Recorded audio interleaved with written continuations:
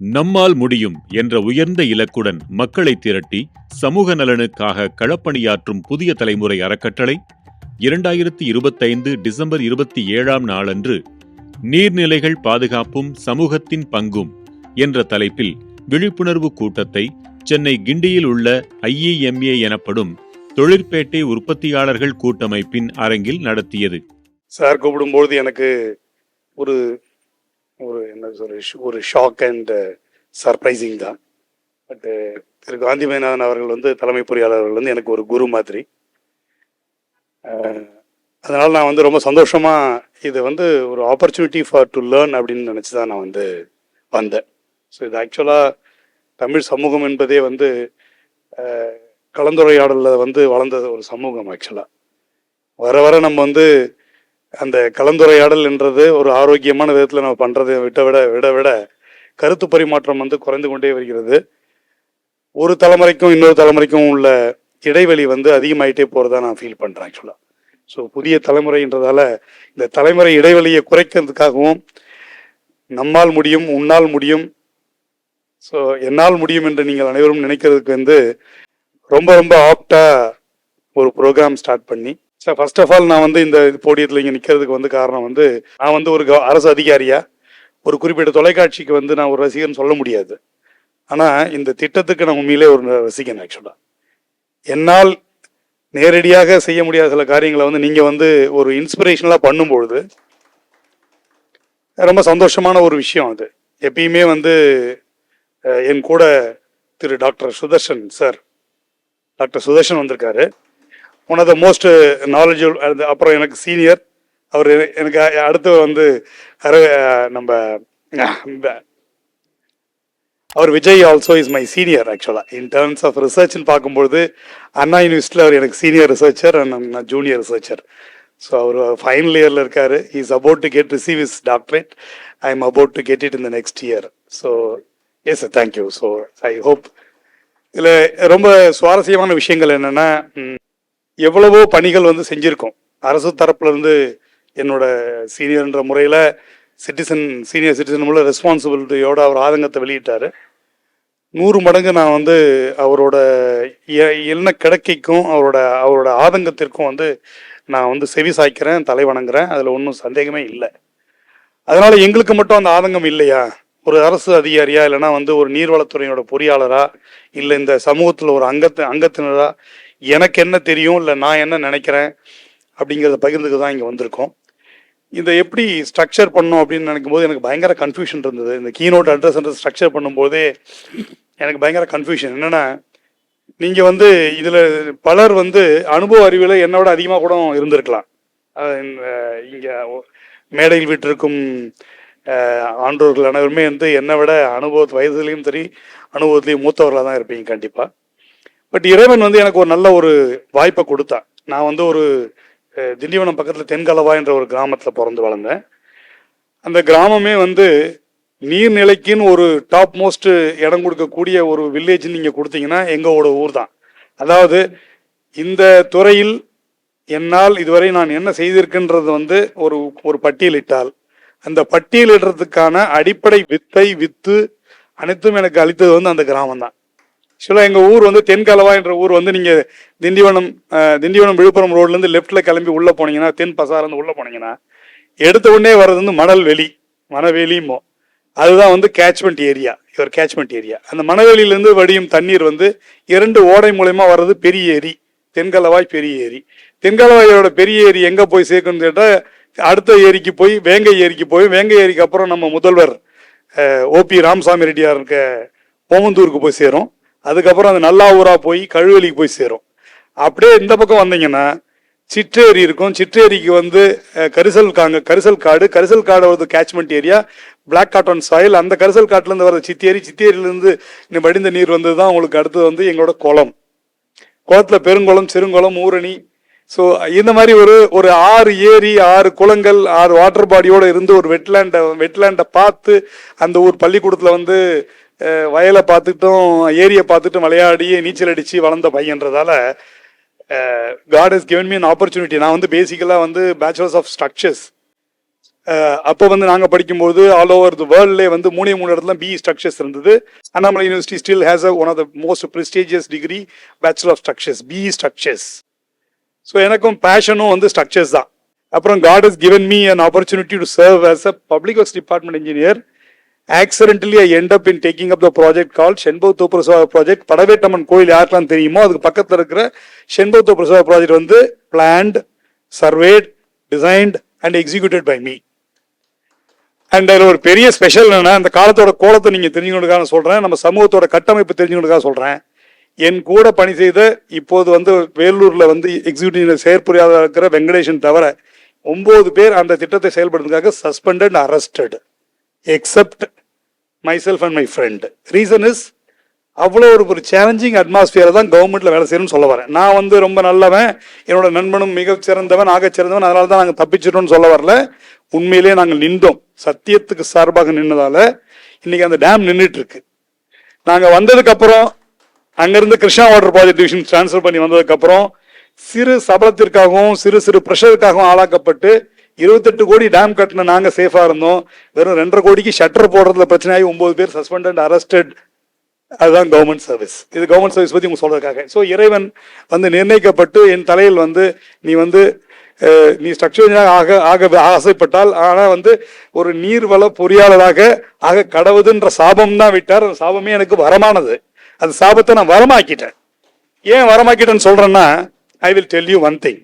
என்னோட குருநாதர்கள் எனவுமே நான் இன்னைக்கும் அவர் ஒரு குருவா தான் நினைக்கிறேன். இங்க பேசின ஒருவருமே எனக்கு நேரமின்மை காரணத்துக்காக சிலதெல்லாம் உங்களுக்காக ஆர்கனைஸ் பண்ணிட்டு இருந்த நேரத்திலேயே நான் உற்று கவனித்து கொண்டு தான் இருந்தேன். எனக்கு முன்னவரும் வந்து அவர் எனக்கு குரு தான். வாழ்க்கையில் வந்து நாம் யாரையெல்லாம் சந்திக்கின்றோமோ அவரிடம் இருந்து ஏதோ ஒரு விஷயத்தை கற்றுக்கொள்ள வேண்டும்.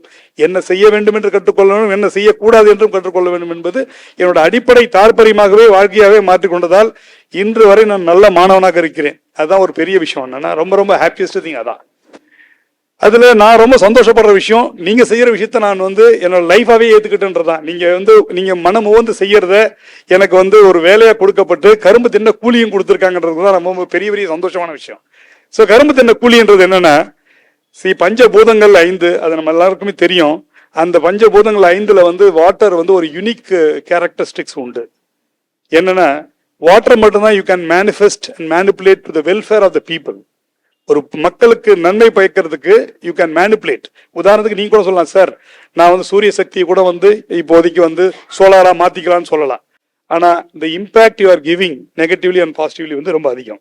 எஸ், அதனால வந்து ஒரு மனிதருக்கும் வந்து ஒரு ஆப்பர்ச்சுனிட்டி கிடைச்ச மாதிரி I got an opportunity to be a water source engineer. எனக்கு வந்து I have a short presentation to run through. உங்ககிட்ட வந்து I will run through a presentation. எனக்கு அதை விட ரொம்ப முக்கியமா என்ன நினைக்கிறேன்னா, எஃபெக்டிவ் எக்ஸ்சேஞ்ச் ஆஃப் ஐடியாஸ். உங்க ஐடியா வந்து கவர்மெண்ட் ஆஃபீஸர் ரெப்ரஸன்டேட்டிவா, பிகாஸ் நான் வந்து to say very shortly executive இருந்தா கூட I am the lead investigator for the comprehensive flood mitigation plan of Chennai city and all the cities of தமிழ்நாடுன்னு நினைச்சுங்க. சரிங்களா? I volunteered myself to prepare a comprehensive flood and drought mitigation plan for Chennai city without any government support or finance. It has been done by good friends like what I have introduced. இது மாதிரி ஒரு set of friends சேர்ந்து self ஃபினான்ஸ்டா start பண்ணி அப்புறம் it has been recognised by all our government system. Now we have a ஃப்ரேம் ஒர்க்குங்க. நம்ம வந்து Chennai flood and drought mitigation ப்ரோக்ராம்ன்ற ஒரு ஃப்ரேம் ஒர்க் வந்து ஃபார்ம் பண்ணியிருக்கிறது. Better than any of the world best frameworks. Even I receive my masters from Netherlands.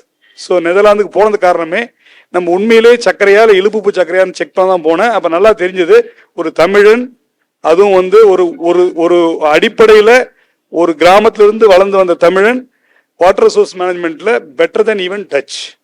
அது possible. ஆனா என்ன எங்க இருக்குன்னா, உங்க எல்லார் மனசுலும் புதஞ்சு கிடக்கு. அந்த புதஞ்சு கிடந்த வெளியில் எடுக்கிறதுக்கு வந்து ஒரு இன்டராக்டிவ் செக்ஷனாகவும் வச்சுக்கலாம். ஷார்ட்டா சில விஷயங்களை நான் பகிர்ந்துக்கிறேன்.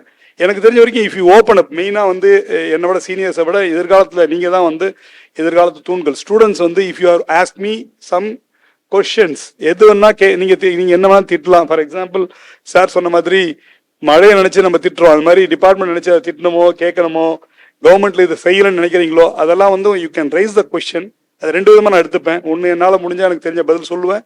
இல்ல அது ஒரு நல்ல ஒரு கேள்வியை எடுத்து அதற்கான விடை தேட உங்களோடு நானும் முயற்சி செய்வேன் என்று கூறி, தனி மனித வாழ்வியலிலும் பொது வாழ்வியலுமே வந்து மிக ஒரு சிக்கலான தருணத்தில் தான் நம்ம சந்திச்சுட்டு இருக்கோம். ஆனா எனக்கு ரொம்ப ரொம்ப ஆச்சரியமா இருக்க விஷயம் என்னன்னா, ஒரு மனித இனம் வந்து இந்த அளவுக்கு பெரிய ப்ராக்ரஸ் பண்ணி இவ்வளவு தூரத்தோட வளர்ந்து அறிவியல்ல நம்ம வந்து பயங்கர முன்னேற்றத்தை கண்டுட்டோம்னு சொல்லினாலும், நம் கண்களுக்கு வந்து அடிப்படை உண்மைகள் மட்டும் ஏன் தான் தெரிய மறுக்கிறன்றதுக்கு ரொம்ப ரொம்ப ரொம்ப ஆச்சரியமா இருக்கு. ரொம்ப ரொம்ப ஆச்சரியமான விஷயம் என்னன்னா, பாலைவனத்துல எல்லாருமே பார்த்துருப்போம், ரெகுலரா புதிய தலைமுறையிலையும் போட்டாங்க. பாலைவனத்துல பனி பெய்யுது. அடுத்த நிமிஷமே நமக்கு பொறி தட்ட வேண்டாமா, ரங்கு ஊதுறாங்க, மணி அடிக்கிறாங்கன்னு தெரிய வேண்டாமா? எனக்கு ரொம்ப ஆச்சரியமா இருக்கு. எப்படி வந்து ஒரு ஷார்ட் லிவ்டு மெமரி நம்ம வந்து ஆல்மோஸ்ட் கமர்ஷியலைசேஷனாலையும் எப்படி இருந்த சமூகம், ஏன்னா பேசணும்னா ஆதங்கத்துல எனக்கு என்னோட முன்னவர் பேசின மாதிரி எவ்வளோ ஆதங்கத்துல கொட்டுறதுக்கான வாய்ப்புகள் நிறைய இருக்கு. பட் நேரம் வந்து மிக மிக மிக குறைவா இருக்கிறதால முதல் விஷயம் நான் வந்து சொல்லணும்னு நினைச்சது வந்து நெக்ஸ்ட் ஸ்லைட் சொல்லுங்களேன். அதுல ஒரே ஒரு விஷயம் தான் சொல்றேன். நிறைய பேருக்கு விரால் இங்க யங்ஸ்டர்ஸும் இருக்காங்க, என்னோட ஏஜ் என்னோட சீனியர் இருக்காங்க. நான் வந்து டச் யூனிவர்சிட்டியில யுனெஸ்கோ ஐஐடி டெல்ஃப்ல மாஸ்டர்ஸ் பண்ண போகும்பொழுது எனக்குள்ள ஏற்பட்ட ஒரு மிக மிக சாதாரணமான கேள்வி என்னன்னா, நம்ம ஒவ்வொரு ஊர்லயும் ஊரணி, ஏரி, குளம், கம்மாய் இப்படின்னு நிறைய பார்க்குறோமே, இங்கெல்லாம் இருக்கான்னு பார்க்கும்போது ஸோ நம்ம அடிப்படை நிறைய விஷயங்களை மறந்துன்றதை வந்து நான் அங்கே என்ன ஃபர்ஸ்ட் விஷயம் என்னன்னா, அப்போதான் என்னோட ஆராய்ச்சியோட ஒரு பகுதியாக வந்து I started exploring the ancient Tamil and Dravidian wisdom. Tamil and Dravidian சொல்றதுல வந்து ஒரு பெரிய அரசியல்லாம் கிடையாது. ஏன்னா தமிழ், தெலுங்கு, மலையாளம், கன்னடம் மூன்றுமே ஒன்றுதான்றது என்னோட கருத்து. ஏன்னா அதில் ஒன்றும் வித்தியாசமே கிடையாது. இதில் மருவி வர்றது தான். இங்கே நம்ம ஒரு மாதிரி தமிழ் பேசுவோம், தெற்க போனால் வேற ஒரு மாதிரி தமிழ் பேசுவாங்க. என்னோட ஃப்ரெண்டு ரொம்ப தூரம்லாம் இல்லை, நான் திண்டிவனம், என் ஃப்ரெண்டு வந்து பண்ருட்டி, சைக்கிளில் வந்து போயிட்டு இருந்தோம். இழிஞ்சிக்குவான்னு கேட்டான். இழிஞ்சிக்கன்னா என்னன்னு எனக்கு தெரியவே இல்லை. இழிஞ்சிக்கன்னா இறங்கிக்கணும்னு அர்த்தம் போல இருக்கு. நாண்டுகிட்டு செத்துடலான்னு சொன்னான் எனக்கு. நான் திண்டிவனம், அவன் பண்ருட்டி. நாண்டுகிட்டு செத்துடலாம், தூக்கு போட்டுட்டு செத்துடலான்னு அர்த்தம். இதுக்கு அதுக்கும் தெலுங்குக்கும் எனக்கும் பெரிய வித்தியாசம் இல்லை. உண்மையே செவின்றதை நம்ம மறந்துட்டோம். இன்னும் தெலுங்குல தான் செவின்ற வார்த்தையே ஒழுங்கா இருக்கு. நிறைய தூய தமிழ் வார்த்தைகள் தெலுங்குலையும் மலையாளத்திலும் இருக்கு. நம்ம நிறைய வந்து வெளியிலேருந்தும் இறக்குமதி பண்ணியிருக்கோம். இருந்தாலும் தனித்துவத்தோடு இருக்கும் ஒரு தமிழ் மொழியின் போது திராவிட பாரம்பரியத்தில் வந்து நம்மளோட நாலேஜ் என்னன்னு பார்க்கும்போது ஹைட்ராலிக் சைக்கிள் அப்படின்னு உங்களுக்கு எல்லாருக்கும் தெரியும். நீரியல் சுழற்சின்னு சொல்றது ஹைட்ராலிக் சைக்கிள்ன்றது வந்து நம்ம நினைச்சிட்டு இருப்போம் இதை கண்டுபிடிச்சது ஏதோ வெஸ்டர்னர் அப்படின்னு சொல்லிட்டு தான் நினைச்சிட்டு இருப்போம். உங்களுக்கு ஏதாவது ஐடியா இருக்கா யார் தான் கண்டுபிடிச்சாங்கன்னு சொல்லிட்டு? சார், முன்னோர்கள் எப்படி கண்டுபிடிச்சாங்க? எம்பிரிக்கல் எவிடன்ஸ் என்னன்னா, 3ஆம் நூற்றாண்டுக்கு, அதாவது கிறிஸ்து பிறப்புக்கு மூன்று நூற்றாண்டுக்கு முன்னாடி ஏறக்குறைய 2300 வருஷத்துக்கு முடி உருத்திரம் கண்ணனார்ன்றோட அவரோட செயல் தான் நான் கோட் பண்ணியிருக்கேன். வான் முகந்த நீர் மழை பொழியும், மழை பொழிந்த நீர் கடல் பரப்பவும், மாறி பெய்யும் பருவம் போல் நின்று நிலைத்து ஏற்றவும், நிலைத்து நின்று நீர் பரப்பும் அளந்தறியா அரிய பண்டம். இதனோட மீனிங் வந்து ரொம்ப சிம்பிளான ஷார்ட் டைம்ல சொல்றேன். ஒருத்தருக்கு வந்து ஒரு விளக்கம் சொல்றோம். அந்த விளக்கம் சொல்லணும்னா வந்து ஒரு தெரிந்த பொருளை வச்சுதான் தெரியாத பொருளை பற்றி சொல்லுவோம். இது வந்து உருத்திரம் கண்ணனார் எதை பத்தி எழுதுறாருன்னா, காவிரி பூம்பட்டினத்துல வந்து இம்போர்ட் அண்ட் எக்ஸ்போர்ட் எப்படி நடந்துட்டு இருக்கு, அதாவது 2300 வருஷத்துக்கு முன்னாடி காவிரி பூம்பட்டினம் வந்து ஒரு பெரிய துறைமுகமா ஆக்டிவா இருந்திருக்குன்றது ஒரு ரீசன்ட் ஃபேக்ட். அதாவது அந்த காலகட்டத்தில் அது ஒரு புதிய விஷயம். அது மக்களுக்கு சொல்லப்படும் போது அவர் என்ன சொல்றாருன்னா, எப்படி வந்து கடல் நீர் ஆவியாகி மேகமாய் போய் மலையில பொழிந்து மழை நீர் வந்து சர்ஃபேஸ் ரன் ஆஃபா கன்வெர்ட் ஆகி திருப்பி ஓடி வந்து கடலில் சேர்ந்து அப்படியே பெர்ஃபெக்ஷனா சுத்திட்டு இருக்குதோ, மாறி மாறி இப்படி சுத்திட்டு இருக்கோ, அந்த மாதிரி கடல்ல இருக்கிற பண்டம் வந்து கரைக்கு வரவும், கரையில் இருக்கிற பண்டம் வந்து கப்பலுக்கு போகும், சைக்கிளிக்கா வந்து இருக்கின்றது. ஹைட்ராலிக் சைக்கிளை வந்து ஒரு நோன் ஃபேக்ட். அதாவது அந்த காலத்தில் வாழ்ந்த தமிழர்களுக்கு 2300 வருஷத்துக்கு முன்னாடி வாழ்ந்த ஒரு தமிழனுக்கு வந்து தன்னோட பேக்யார்ட் நாலேஜ் சொல்லுவாங்க இல்லைங்களா, ஒரு தனி மனிதனுக்கும் தெரிந்த ஒரு ஓமையாக அப்ப ஹைட்ராலிக் சைக்கிள்ன்றது இருந்திருக்கு. இப்போ ஒரு 600 வருஷத்துக்கு முன்னாடிதான் நம்ம வந்து ஹைட்ராலிக் சைக்கிளை பத்தி வெஸ்டர்ன் எஜுகேஷன் பேசிட்டு இருக்கு. அதுலயும் முதல்ல சொன்ன ஹைபோதிசிஸ் பாத்தீங்கன்னா சிரிப்பீங்க நீங்க. அதாவது 2600 - 600 கழிச்சிங்கன்னா மீதி வந்து 1100 வருஷத்துக்கு முன்னாடி நம்ம சொல்லிட்டோம். 1100 வருஷம் லேட் பண்ணி வந்து சொன்னதுல என்ன சொன்னாங்கன்னா, கடல் நீரை ஸ்பாஞ்ச் மாதிரி உறிஞ்சி அப்படியே வந்து இதை மவுண்டன் வந்து உள்ள உறிஞ்சி, அதாவது மலை வந்து உறிந்து அதை வந்து ஆற்று மூலயமா திருப்பி அனுப்புறது தான் ஃபர்ஸ்ட் ஹைபோதிசிஸ். அப்புறம் கிராஜுவலாக அப்படி டெவலப் ஆகி ஹைட்ராலிக் சைக்கிள் வந்தது வந்து ஆல்மோஸ்ட் ஒரு 600 வருஷம் 500 வருஷம் 450 வருஷத்துக்கு அப்புறம் தான் ஃபேர்ம் அப் ஆகி அதை தான் இன்னைக்கு நம்ம பெஸ்ட் டெக்ஸ்டாக எடுத்து வச்சு படிச்சுட்டு இருக்கோம். டாக்டர் சுதர்ஷன் நம்ம லைத்து சொல்லுவார், ஆண்டாரோட பாசரத்தில் இல்லாத ஹைட்ராலிக் சைக்கிளோட எக்ஸ்பிரஷனும் வாட்டர் பாடியோட இம்பார்ட்டன்ஸும் எதுவுமே இல்லை. அவ்வளோ நாலேஜபிளாக வந்து பீன் தேர். ஆனால் காலப்போக்கில் வந்து நம்ம எங்கே வந்து நிற்கிறோன்னா, திருக்குறள்ல முதல் அதிகாரம் என்ன, அடுத்த அதிகாரம் எவ்வளவு பெரிய மனுஷங்க, அதாவது வள்ளுவர் எவ்வளவு பெரிய ஜீனியஸா இருந்தா. நான் ஆல்வேஸ் ரெக்கமெண்ட் இன்னும் யங்ஸ்டர்ஸ்க்கு சொல்றேன், வாய்ப்பு இருந்தா அவர் என்னோட குரு அப்படின்னு மதிக்கக்கூடிய இலங்கை ஜெயராஜ் அவரோட வான் சிறப்பு, அவர் வந்து கற்க கசர மையத்துல வந்து யூடியூப் வீடியோ போட்டிருப்பாங்க. தயவு செஞ்சு இப்பவே எத்தனையோ வெட்டி வீடியோ பார்க்குறோம் நம்ம. தயவு செஞ்சு இலங்கை ஜெயராஜ் ஐயா வந்து வான் சிறப்பை பத்தி அவர் கொடுத்த விளக்கம் எல்லாத்தையும் பார்க்கணும். நம்ம மனிதனா தமிழ்னா பிறந்ததுக்கு ஒரே ஒரு இது வந்து இந்த மாதிரி காரியங்களை செஞ்சு முடிச்சிடணும் சாகிறதுக்கு முன்னாடி. அதுல வந்து அதை கேட்டுறது மட்டும் இல்ல, அதுபடி நம்ம நடந்துகிட்டு இருக்கணும். உண்மையிலே சொல்றேன், வான் சிறப்புல வந்து ஒவ்வொரு குறளுக்கும் கொடுக்கப்பட்டிருக்க விளக்கங்கள் வந்து நான் சொல்றேன் ஒரு நாள் இல்ல ஒரு வாரம் ஃபுல்லா பேசிக்கிட்டே இருக்கலாம். அதாவது ஒன்னுத்துக்கும் அதனோட நேர்பொருள் நிறைபொருள் மறைபொருள் ஒன்னொன்னுத்தையும் பார்க்கும்பொழுது உண்மையிலே எனக்கு வந்து அந்த பிரமிப்புல இருந்து எப்பயுமே நம்ம வந்து மீளவே முடியாதுன்ற மாதிரி ஒரு எண்ணம் தான். ஸோ ஒவ்வொரு திருக்குறளையும் ஆராய்ந்தான். அப்ப இன்ஃபேக்ட் எனக்கு வந்து எம்எஸ்சி தீசிஸ்ல வந்து அங்கிருந்து தீசிஸ் பண்ணிட்டு இங்க வந்து நான் பேப்பர் எழுதலாம் பிஹெச்டின்னு சொல்லும்பொழுது ஒரு பேப்பர் எம்எஸ்சியில் படிச்சது வந்து பேப்பரா கொடுத்தேன். என்னோட ப்ரொஃபஸரோ என்னோட சீனியர் சுதர்ஷன் சாரோ அந்த ஒரு பேப்பர் வந்து 4 பேப்பர் ஆக்கிட்டாங்க. இப்ப அதோட மீனிங் என்னன்னா, என்னோட MSc thesis was equivalent to 4 PhD. Some of the glimpses of my PhD உங்களுக்கு காட்டுறேன். இது என்னோட கிடையாது, என் நாலேஜ் கிடையாது, தயவு செஞ்சு தெரிஞ்சுங்க. It's a knowledge of our ancestors, நம்ம முன்னோர்கள். இப்ப எடுத்த உடனே டு ஸ்டார்ட் வித் வந்து நான் சொல்ல வேண்டிய முதல் விஷயம் என்னன்னா, 2015 வெள்ளம் அதுதான் என்னை வந்து அடுத்த லெவலுக்கு வந்து கொண்டு போச்சு. ஏன்னா நானே வந்து 2015 வெள்ளத்துல வந்து ஒரு விக்டிம். என்னோட குடும்பம் என்னோட வீடு பாதிக்கப்பட்டது. Chennai bypass outer ring road Mudichur பக்கத்தில் போகிற சென்னை அவுட்டர் ரிங் ரோடில், சென்னை பைபாஸில், நாட் அவுட்டர் ரிங் ரோடு, பைபாஸை ஒட்டி ஒரு 400 மீட்டர்ல இருந்து என்னோட வீடு, அடையாறுலேருந்து குறைஞ்சபட்சம் 1.8 கிலோமீட்டர் தூரத்தில் என்னோட வீடு 1.5 ஃப்ளோர் அளவுக்கு ஃப்ளட் ஆயிடுச்சு. அதுவும் நான் வந்து one of the set to be most renowned hydraulic இன்ஜினியர்னு நான் பெரிய இன்ஜினியர் நினைச்சிட்டு இருக்கேன் நான். ஆனால் என்னோட வீட்டை அலர்ட் பண்ணியிருந்தேன். இருக்கிற சூழல் வந்து இதுவரை பார்க்காத ஒரு மழை பெஞ்சிட்டு இருக்கு. அங்க நடக்க போற நிகழ்வு வந்து என்னால ஊகிக்க முடிந்தது. நான் நினைச்சது ஆக்சுவலா என்னோட வீட்டுக்குள்ள தண்ணி போகும்னு நினைச்சேன். அதாவது 16/11/2015 முதல் வேவு, 23/11/2015 அடுத்த வேவு, 1/12/2015 தேர்ட் வேவு. தேர்ட் வேவ் தான் எக்ஸ்ட்ரீம். அந்த செகண்ட் வேவ்ல 23/11/2015 என்னோட வீடு வந்து கணுக்கால் அளவுக்கு இல்லை இடுப்பளவு தண்ணி வந்தது. அது ஆல்மோஸ்ட் சென்னை பைபாஸ் ஒட்டி வரைக்கும் எங்க இருக்க வீட்டு வரைக்கும் தண்ணி வந்துருச்சு. அடுத்த கட்டத்தில் வந்து எல்லாத்தையும் எடுத்துட்டு போய் லாஃப்ட்ல வச்சிருந்தோம். அடுத்தது லாஃப்ட்டுக்கு மேல செகண்ட் வேவ்ல வந்து லாஃப்ட்டுக்கு மேல தண்ணி வந்துச்சு. மீட்க போற போட்டு வந்து என்னோட சர்டிபிகேட்ல இருந்து என்னோட மெமரிஸ், என்னோட அப்பா அம்மா எல்லாம் இறந்துட்டாங்க, அவங்களோட போட்டோஸ் எல்லாமே காட் வாஷ்ட் அவே. ஸோ இது முடிஞ்ச உடனே நீங்க சொல்ற அந்த என்னால் முடியும், உன்னால் முடியும், நம்மால் முடியும் நீங்க நினைக்கிற அதே எண்ணம் வந்து நமக்கு ஆண்டவன் நாலேஜை கொடுத்தான், ஒரு பதவியை கொடுத்துருக்கான். இந்த கதை 2005 ஃபிளைட்ல இருக்கும்போது நான் வெறும் assistant engineer. I am lucky to have a genius born in ஒரு வில்லேஜ் நசரேத்ன்ற ஒரு ஊருக்கு பக்கத்துல ஒரு குக்கிராமத்துல பனையேரி. எங்க அப்பா ஒரு பனையேரி என்ற ஒரு தலைமை பொறியாளருக்கு ஒரு அன்பு சிஷியனா நான் வந்து 2003, 4, 5 அவர் கூட இருக்கும்போது 2005 ஃபிளைட்டை பார்த்து அந்த மெமரி பேஸ் பண்ணி தான் நீங்க இந்த பி கனால்ல பார்த்த சில வாலோ சில ஸ்ட்ரெயிட் கட் கனாலோ சில இதெல்லாம் செஞ்சோம். இருந்தாலும் அவருக்கு ஒரு பெரிய ஆதங்கம், கடைசி வரைக்கும் சில விஷயங்களை செஞ்சே முடிக்க முடியல அவரால். அவர் விட்டு போன எச்சம் நாம் இருக்கும்போது 2005 நம்ம இவ்வளவு விட்டு வச்சிருக்கோமே. 2005 நாங்கள் பண்ண பணிகள் வந்து கொள்ளிடத்துக்கும் வெள்ளாற்றுக்கும் அளப்பறியாத பணிகள் செஞ்சோம்.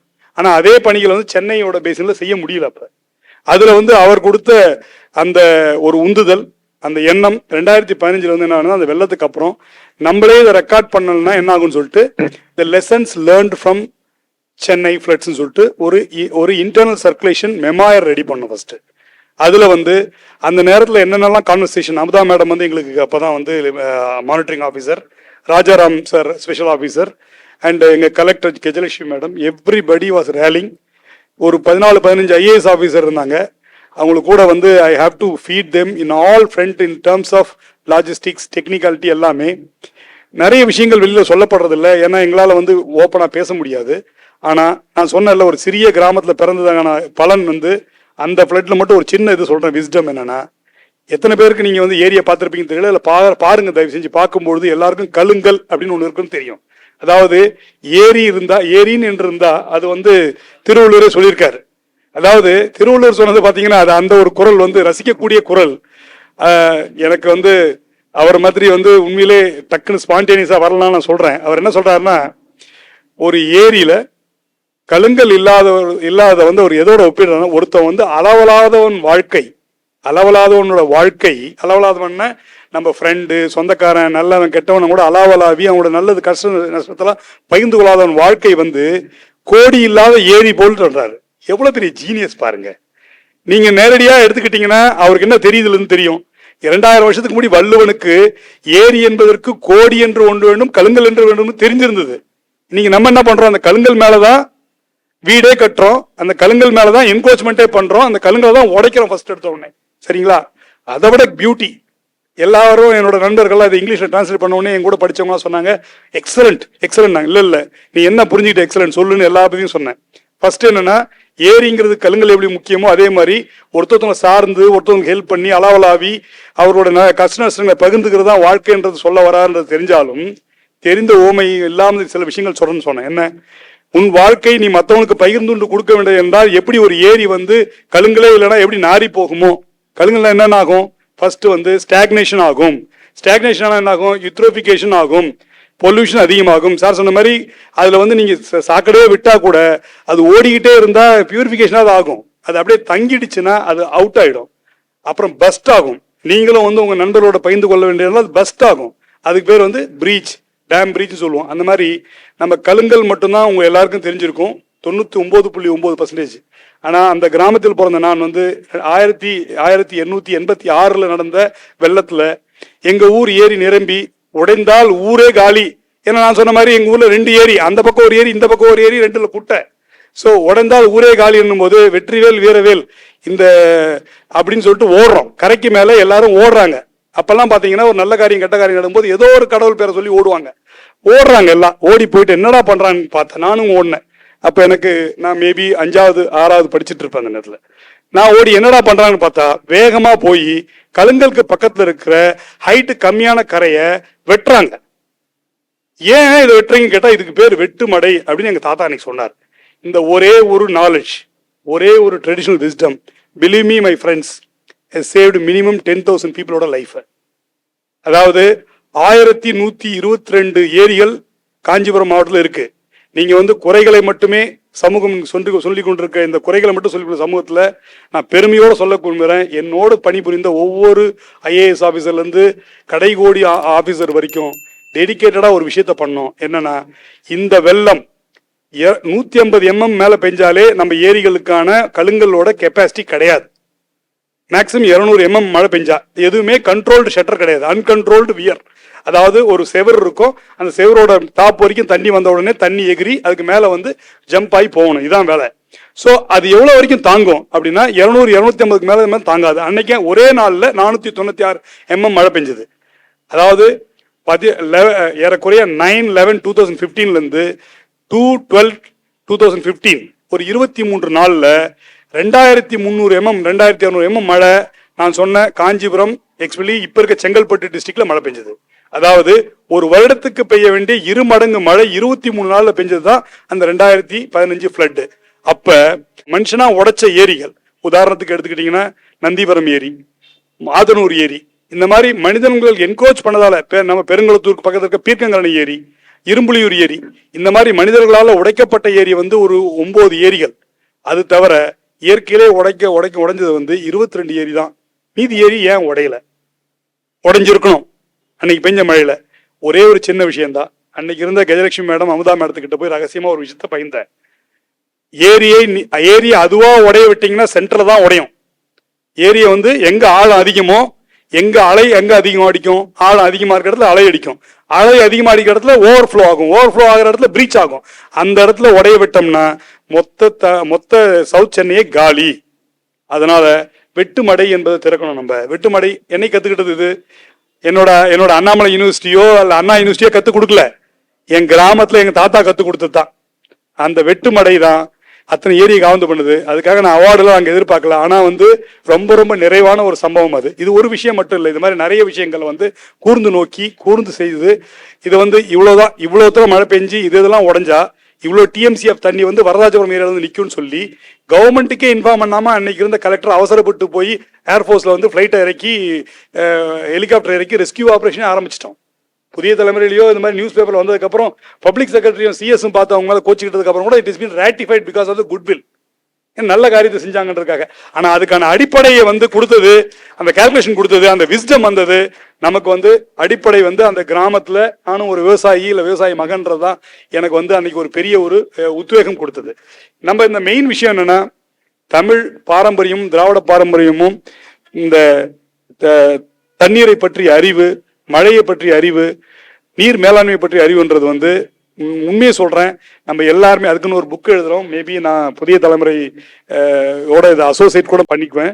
என்னோட friend doctor Sudarshan also promised me to help, தமிழாக்கம் செய்யறதுக்கெல்லாம் ஹெல்ப் பண்ண சொல்லியிருக்காங்க.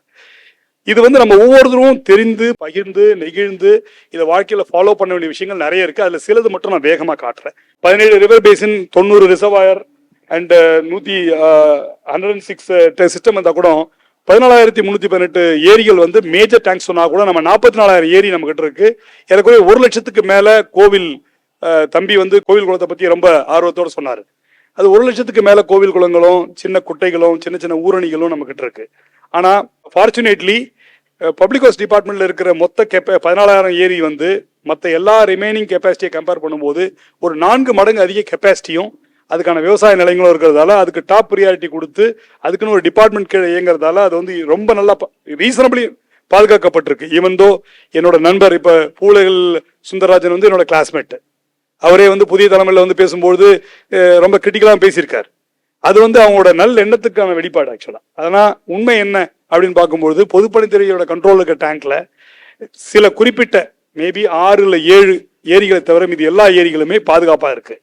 ஆனா என்கோச்மெண்ட் இருக்கா? எஸ் இருக்கு. அர்பன் சென்டர்ஸை பொறுத்த வரைக்கும் என்கோச்மெண்ட் இருக்கு. ரூரல் சென்டர்ஸ்ல என்ன சேலஞ்ச் இருக்குன்னா, என்கோச்மெண்ட்டே விவசாயமா இருக்கு. அதுல 2 விதமா பார்க்கணும். நீங்க சமூக ரீதியா பார்க்கும்பொழுது விவசாயம் அந்த கழுங்களை உடைக்காத வரைக்கும் அந்த விவசாயம் நல்ல விவசாயமே. ஏன்னா அவங்களும் உங்களுக்கு தான் சாப்பாடு கொடுக்குறாங்க. நிலமற்ற விவசாயிகள் அது ஒரு போகம் பயிரிடுறதுக்கு அதை பயன்படுத்துறது முன்னாடி சட்டப்படியே பயன்படுத்தப்பட்டு வந்தது. அதை தவறா பயன்படுத்தும் போது தான் பிரச்சனையை தவிர மற்றபடி பிரச்சனை கிடையாது. சிட்டிக்குள்ள ஏறக்குறைய ஒரு 60 to 70 ஏரிகள் உண்மையிலே என்கோச்மெண்டால தீவிரமா பாதிக்கப்பட்டிருக்கு. அதுக்கான மொத்த ரெஸ்பான்சிபிலிட்டி கவர்மெண்ட்டுக்கும் சேரும். அதே நேரம் ஒவ்வொரு தனி மனிதனுக்கும் இது பொறுப்பு தான், முக்கியமான பொறுப்பு. ஏன்னா ஃபர்ஸ்ட் விஷயம் என்னன்னா, ரெயின்ஃபால் எராட்டிக் ஆயிடுச்சு, இன்டென்சிட்டி வேரியேஷன் ஆகுது, கிளைமேட் சேஞ்ச் ஆகுது. உங்க எல்லாருக்குமே தெரியும். ஒரு பக்கம் பார்த்தா நம்மளோட நீடு கிரீடு ரெண்டுமே அதிகமாயிட்டே போகுது. ஏன்னா நம்மளோட நீடு நெசசிட்டி பேஸ்ட் இல்லாம கிரீட் பேஸ்டா தான் இருக்கு. தேவைக்கு நம்ம என்ன வேணுமோ அதை விட தேவைக்கு அப்பாற்பட்டு தான் நம்ம எல்லாத்தையுமே கொண்டு போயிட்டு இருக்கோம். அப்படின்னும் பொழுது அந்த கிரீடுக்காக போயிட்டு இருக்கிறதால தேவையான நீடு அதிகமாயிட்டு இருக்கும் போது ரெயின்ஃபாலும் ரொம்ப எராட்டிக்கா இருக்கு. அண்ட் வேரியேஷன் பை இன்டென்சிட்டி, அதே நேரத்தில் டிஸ்ட்ரிபியூஷனும் எராட்டிக்கா இருக்கிறதால we have a challenge. அதாவது இது நம்மளோட ட்ரெடிஷனல் சிஸ்டத்தோட traditional cascades of minor irrigation system. நம்ம தமிழ்ல சங்கிலி தொடர் ஏரின்னு சொல்லுவாங்க. இந்த சங்கிலி தொடர் ஏரிகள் சிஸ்டம்ன்றது நம்ம unique வேர்ல்ட்ல we are the only one community which has effectively and efficiently used our topography. நம்ம டோபோகிராஃபியை மோஸ்ட் எஃபிஷியன்டாகவும் எஃபெக்டிவாகவும் யூஸ் பண்ண ஒரே சமூகம்னு நம்ம பெருமையா சொல்லிக்கலாம். அது உதாரணத்துக்கு பார்த்தீங்கன்னா, ஒரு ஃபாரஸ்ட்னு லேண்ட் இருந்தா அந்த ஃபாரஸ்ட் லேண்டை தாண்டின உடனே we always have a crossing land, மேய்ச்சல் நல்லா இருக்கும். அந்த மேய்ச்சல் ஃபாரஸ்ட் லேண்ட்ல ஃபாரஸ்ட் அது காட்டுக்குட்டம். நம்ம தமிழ்ல காட்டுக்குட்டமோ, காட்டுக்குட்டைக்கு அப்புறம் மேய்ச்சல் குட்டமோ, அதான் மேய்ச்சல் நல்லா இருக்கும். மேய்ச்சல் குட்டை அதான் கிராஸ்லேண்ட் பாண்ட். ஏந்தல்ங்கிறது என்னன்னா, ஒரு ஒரிஜினல் கேட்ச்மெண்ட் ஏரியால இருந்து ஒரு தண்ணி நின்று அது ஏந்தி அதுக்கப்புறம் உங்களுக்கு தள்ளுச்சுன்னா தட் இஸ் ஏந்தல். அதாவது ஒரு வெர்ஜின் பாண்டு, அந்த வெர்ஜின் கேட்ச்மெண்ட் உள்ள பாண்டு.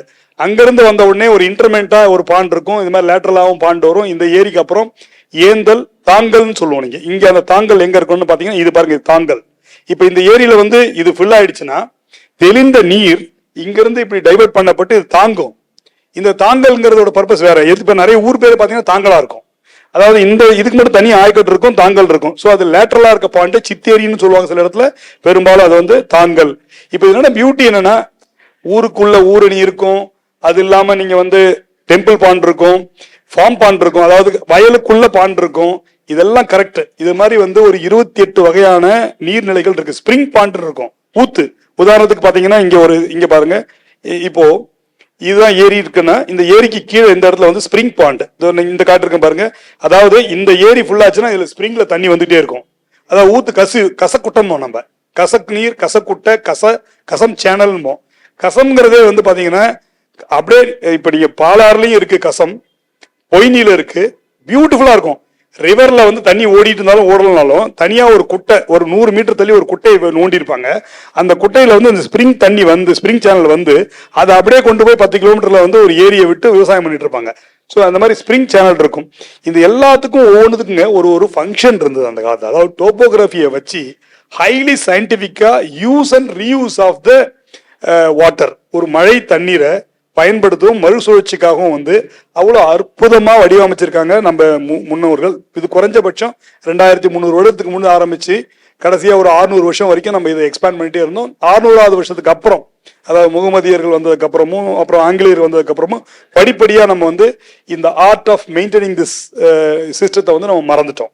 இது ஒவ்வொன்றுக்கும் ஒரு ஃபங்க்ஷன் இருக்கு. நான் சொன்னது காரணம் வந்து என்னன்னா, இந்த கூழாங்கல் மாதிரி வந்து அடிச்சுட்டு வர்றதெல்லாம் வந்து ஃபாரஸ்ட் பாண்ட்லயே நின்றுடும். அதுக்கப்புறம் வந்து கிராஸ் பாண்ட்ல வந்து பெரும் சரள மணல் இருக்கு இல்லைங்களா, அது வந்து நின்றுடும். ஏந்தல்ல சில விதமான செடிமெண்ட் இருக்கும், அதுக்கப்புறம் தான் இங்க ஏரிக்கு வரும். செடிமெண்ட் டிரான்ஸ்போர்டேஷன் ஆகாது, அதை கண்ட்ரோல் பண்ணிடலாம். அதே மாதிரி அந்தந்த இதுக்கும் ஒரு பர்பஸ் இருக்கு. அந்த ஒவ்வொரு பர்பஸும் வந்து பாத்தீங்கன்னா ரொம்ப ரொம்ப ரொம்ப இன்ட்ரிகா டிசைன் பண்ணிருக்காங்க. நெக்ஸ்ட் போங்களேன். இப்போ ஒரு வெள்ளம்னு எடுத்துங்க. இது மெயினா பாத்தீங்கன்னா தட்ஸ் வாட் இப்போ நான் எக்ஸ்பிளைன் பண்ணது. இப்போ என்னன்னா ஒரு உதாரணத்துக்கு சொல்றேன், ஸ்கல்ச்சர் எப்படி இருக்குன்னா, இப்போ இங்க இருந்து தண்ணி வருதுன்னா, இன்னைக்குதான் நம்ம வந்து காவிரியோட சண்டை போடுறோம், முல்லை பெரியார் சண்டை எல்லாம் போட்டுட்டு இருக்கோம். அப்ப என்ன பண்ணாங்கன்னா, இங்க இருந்து தண்ணி வரும்போது முழுசா அந்த ஏரியா நிரப்பவே மாட்டாங்க. எல்லாமே பாதி தான் நிரப்புவாங்க. அதுக்கு என்ன டெக்னாலஜி அவங்க வச்சுதான் நான் காட்டுறேன் உங்களுக்கு அடுத்தது. பாதியா நிரப்புவாங்க. 60% நிரப்பிட்டே வந்து கடைசி ஏரியை ஃபில் பண்ணுவாங்க. ஃபர்ஸ்ட் ஃபில் பண்ணி இவர் இருக்காரு பாருங்க, டெம்பிள் பாண்டு. அங்க வந்து ஒரு பெருமாளோ முருகரோ இருப்பாரு. இந்த டெம்பிள் பாண்டை ஃபில் பண்ணி இங்க திருவிழா பண்ணிட்டு இங்க இருந்து மனையை கட்டுவாங்க. அணையை கட்டி 1 2 3 4 அப்படின்னு ஃபில்லப் பண்ணிட்டே போவாங்க. அடுத்த சீசன்ல நம்ம ஆளுங்க யாருமே எடுத்த உடனே தன் வயிற்ற ஃபுல்லப் பண்ணிட்டு மற்ற வயிற்று அடிக்கிறது கிடையவே கிடையாது. அது சிஸ்டத்திலே வச்சிருக்காங்க. அது சிஸ்டம் டிசைனே அப்படி இருக்கு. அதுதான் அதுல ஒரு பியூட்டிஃபுல்லான திங். இது வந்து உலகத்துல எங்கேயுமே வந்து இவ்வளவு இண்டிஜினியஸ் டிசைனோட ஒரு கண்ட்ரோல் சிஸ்டம் எங்கேயுமே கிடையாது. இப்ப நான் சொன்ன மாதிரி இங்க இருந்து ஒரு மழை வருதுன்னா அந்த கேட்ச்மெண்ட் பாண்ட்ல விழுந்து அப்புறம் நம்ம ட்ரைலேண்ட் இரிகேஷன் நம்ம என்ன சொல்லுவது, இது பேரு நஞ்சை புஞ்சை இல்லைங்களா. சோ புஞ்சை நிலத்துல விழுந்து, புஞ்சை நிலத்துல இங்கேயே வந்து இந்த செடிமெண்ட்லாம் ட்ராப் ஆயிடும், அதுவும் யூஸ் ஆகும். அதுவே வந்து உங்களுக்கு நியூட்ரிஷனு. அதுக்கப்புறம் ட்ரைலேண்ட் பாண்ட்ல விழுந்து அதுக்கப்புறம் இங்க போகும். இங்கிருந்து வந்து விழல், நம்ம அந்த விழல் தான் அறுத்து நம்ம வந்து வீட்டுக்கு எங்க தாத்தா வீடே பாத்தீங்கன்னா கூரை போடுறதுக்கு நம்ம ஏரியில இந்த விழல் தான் எடுத்திருப்போம். அந்த ரீட் பெட்டுமோ அதுல இருந்து இது வந்ததுக்கு அப்புறம் அடுத்து வெட்லேண்டு. இது நம்ம பேடி, நம்மளோட நெல் விவசாயம் பண்ற நிலம். அதுல ஜம்ப் பண்ணி போச்சுன்னா இப்போ நீங்க சொல்லுங்க, இந்த இடத்துல நான் இதை ஃபுல்லா அழைச்சிட்டு வீடு கட்டிட்டு எம்எஸ்பி கட்டிட்டு மல்டி ஸ்டோரி பில்டிங் கட்டிட்டு இது என்ன ஆகும், இங்கிருந்து வர தண்ணி இப்படி ஜம்ப் பண்ணி பொறுமையா நின்று போச்சுன்னா வரப்புயர நீர் உயரும், நீர் உயரம் நெல் உயரம். நம்ம பாட்டி சொன்ன மாதிரி வரப்புகளோட ஹைட் எனக்கு தெரிஞ்ச வரைக்கும் முட்டி அளவு இருந்தது. அண்டை கழிச்சு நானே போட்டிருக்கேன். அண்டை கழிக்கிறதுன்னு எத்தனை பேருக்கு தெரியும் தெரியல. ஒரு வரப்பு அகலமா போகும்போது அதை ஷேவ் ஆஃப் பண்ணி அந்த அந்த அந்த அந்த புல்லை எடுத்து மேல போடும்பொழுது அது ஒரு ரீஇன்ஃபோர்ஸ்டு எர்த்தன் டேம் ஆயிடும். அப்ப ஒரு இது ஒரு டேம் இருக்கு. அந்த டேமோட கலுங்கல்ன்றது அந்த தண்ணி அவுட்லெட் வர்றதுங்க. அது ஒரு 10 மீட்டர்ல 1 அடிக்கு தண்ணி வருதுன்னு வச்சுங்க. ஒரு சின்ன கால்குலேஷன் போடுங்கம்மா. 10 மீட்டருக்கு 1 அடி தண்ணி வருது. அதான் 1 அடின்றது 30 சென்டிமீட்டர் வச்சுப்போம், 2 அடியே வச்சுப்போம், 60 சென்டிமீட்டர். அதே 1 கிலோமீட்டருக்கு அகலமா போச்சுன்னு வச்சுங்களேன், என்ன ஆகும்? டெப்த் குறையுமா குறையாதா? குறையும். இதுதான் நான் சொன்ன சிஸ்டம். என்ன சிஸ்டம்? இதுக்கு பேர் கலிங்குலா சிஸ்டம். இன்னைக்கு எத்தனை பேர் எங்க இன்ஜினியர்ஸ்ல நிறைய பேருக்கு இது கலிங்குலா சிஸ்டம்னா என்னன்னு தெரியாது, அன்பார்ச்சுனேட்லி. என்னன்னா இது வரைக்கும் ஸ்டோர் பண்ணலாம் எடுத்த உடனே நீங்க. அதாவது ஒரு வியர் கலுங்கல்ல இந்த கரை வரைக்கும் ஸ்டோர் பண்ணீங்கன்னா 50 to 60 சென்டிமீட்டர் தண்ணி ஸ்டோர் ஆயிடும். அதுக்கப்புறம் வர தண்ணி தான் கீழே அணிச்சுக்கிட்டே இருக்கணும். கடைசி ஏரி ஃபுல் ஆயிடுச்சுன்னு அவர் சொல்லுவாரு. கடைசி ஏரி ஃபுல் ஆயிடுச்சு, கோயில் குளம் ஃபுல் ஆயிடுச்சுன்னு சொன்ன உடனே ஒரு ஏரியா அடைச்சிக்கிட்டே வருவாங்க. எப்படி அடைப்பாங்க இங்க பாருங்க, டிபிக்கலா அடைச்ச ஒரு உண்மையா அடைச்சதே போட்டிருக்கேன் பாருங்க. சேரையும் புல்லையும் கோர புல்லையும் கலந்து, இது பேர் குரம்புமாங்க சில ஊர்ல, சில பேர் வந்து மட் வால்வாங்க. இந்த குரம்பு போட்டு இதை ஃபில்அப் பண்ணணும். என்ன அட்வான்டேஜ் சார் அப்படின்னா, வெள்ளம் வரும்போது அந்த குரம்பு அடிச்சுட்டு போயிடும். அடிச்சு போறது என்ன அட்வான்டேஜ், இப்போ இது வரைக்குமே டேம் கட்டிருந்தீங்கன்னா இதுக்கு மேல 2 அடி தண்ணி போச்சுன்னா மொத்த ஏரியோட பரப்பளவு வந்து 40% எக்ஸ்ட்ரா போகும். அப்ப நீங்க நிலத்தை வேஸ்ட் பண்றீங்க, விவசாயம் பண்ணக்கூடிய புஞ்ச நிலத்தை வேஸ்ட் பண்றீங்க. அதை வேஸ்ட் பண்ணாம மேக்ஸிமம் ஃபிளட் லெவல இதுக்குள்ளே குறைச்சிக்கலாம். அது ஒண்ணுங்களா. ரெண்டாவது, இந்த மாதிரி குரம்பு போடுறதால பொறுமையா எரோட் ஆகி, இப்ப நாங்க கதை வருதுன்னு வச்சுங்களேன், ஐயோ வெள்ளம் வருதுன்னு சொல்லிட்டு டமாலும் தூக்கி விட்டுருவான். தூக்கி விட்டா என்ன ஆகும், கீழே போய் ஃபிளட் அடிச்சிரும். அந்த ஃபிளட் அடிக்காம கிராஜுவலா அரிச்சு போச்சுன்னா சிக்னல் கிடைக்கும் உங்களுக்கு. ஏன்னா ஓடி போய் வந்து தண்ணி வந்துடுறேன்னா ஒரு 2 மணி நேரம் 3 மணி நேரம் ஆகும் இதை அரிச்சிட்டு போறதுக்கு. 5 மணி நேரம் கூட ஆகும் அரிச்சிட்டு போறதுக்கு. இதை அரிச்சிட்டு போறதுக்குள்ள இதுல கழியெல்லாம் கூட கட்டுவாங்க. ஸோ அரிச்சிட்டு போறதுக்குள்ள அவன் எஸ்கேப் ஆகி போயிடலாம், உங்களுக்கு ஃபிளட் வார்னிங் கிடைக்கும். அடுத்தது இதை விட பெரிய விஷயம், யாருக்கும் தெரியாத விஷயம் என்னன்னா, இந்த மண் எங்கிருந்து எடுப்பாங்க, உள்ள ஏரி இருந்தா எடுப்பாங்க. இந்த மண் கட்டுறதுக்கு முன்னாடி இந்த ஓடல் தண்ணி போயிட்டு இருக்குமா, போகும்போது மண் எடுத்து போயிருக்குமா, அதுக்கு பேர் வந்து sediment transport capacity of the stream. ஒரு ஏரி ஒரு ஆறும் பாத்தீங்கன்னா அதுக்கு ஒரு கெப்பாசிட்டி இருக்கு செடிமெண்ட் எடுத்துட்டு போறதுக்கு. அந்த கெப்பாசிட்டியில செடிமெண்ட் எடுத்து போயிட்டே இருந்தது, நீங்க அணை கட்டினதால மேல நின்று துந்து போயிட்டு, வழக்கமா கெப்பாசிட்டி ஒரு 100 கனஅடி இருக்குன்னு வச்சுக்கலாம். உதாரணம் சொல்ற 100 கனஅடி, நீங்க இப்ப எல்லாத்துக்கும் 25 கனஅடி காணாம போயிட்டு இருக்கும் மண்ணால. இப்ப அப்பப்ப எடுத்து இந்த மாதிரி போட்டிருந்தீங்கன்னா ஒரு வருஷமும் இது கீழே அரிச்சும் போறதால உங்களுக்கு வந்து தூர் வாரண மாதிரி ஒரு கணக்கும் ஆயிடுதுங்க. அதாவது ஒரிஜினலா நம்ம ஏரிகள்லாம் இப்படி இருந்தது, அதுல இருந்த ஒவ்வொரு மதுகள் இருந்தும் ஒரு கசமோ இல்ல காமனா ஒரு குட்டை இருக்கும், அதுல எடுத்து விட்டு அந்த தண்ணி வந்து மொத்த இதான் நான் சொன்னேன், இங்க இருந்து கழுங்கல் வந்து ஒரு 10 மீட்டர் கழுங்கல் இருக்குன்னா பக்கத்துல வெட்டுமடை உடைக்கிறதுக்கு வாய்ப்புள்ள ஒரு கரை. எப்ப வேணுமோ எமர்ஜென்சிக்கு நீங்க உடைச்சிடலாம். இப்ப இங்க வந்து 10 மீட்டரோ 20 மீட்டருக்கு வர தண்ணி 1 மீட்டர் தண்ணி வந்தா கூட இந்த மொத்த இடத்துக்கு பரவி போச்சுன்னா 1 கிலோமீட்டர் அகலம் இருக்கும், அட்லீஸ்ட் 500 மீட்டர் அகலம் இருக்கும். அப்ப இங்க வந்து ஒரு மீட்டர் தண்ணி இருக்குது, இங்க போகும்போது வெறும் 10 சென்டிமீட்டர் தான் போகும், 5 சென்டிமீட்டர் தான் போகும். அது ஒண்ணுமே பண்ணாது உங்களை.